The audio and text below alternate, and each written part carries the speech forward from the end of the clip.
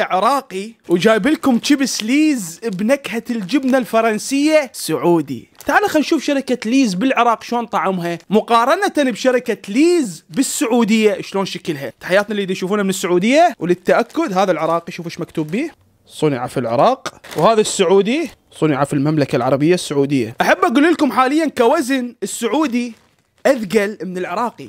العراقي ريشة، طبعا هذا ابو الالف يعني اكبر حجم. هذا السعودي شوف نفس الحجم، هو نفس الحجم بس السعودي حاطين بيه اكثر، وهاي نقطة تنحسب لهم. تعالوا خلينا نفتح الشيبس العراقي. بسم الله، شوفوا وين صاير لي جوا. هذا شكله من الداخل كلش لي جوا شباب، بس هيك بس هاي هذا حجم الشيبس بس. هذا شوفوا مقشمرينه شباب. وتعالوا هسه خلينا نفتح السعودي. السعودي تقريبا بنص، شوفوا، وهذا شكله من الداخل. هذا شكل الشيبساية العراقية وهذا شكل الشيبساية السعودية. تعالوا خلينا نشوف الطعم هسه. نبلش بالعراقي. بسم الله.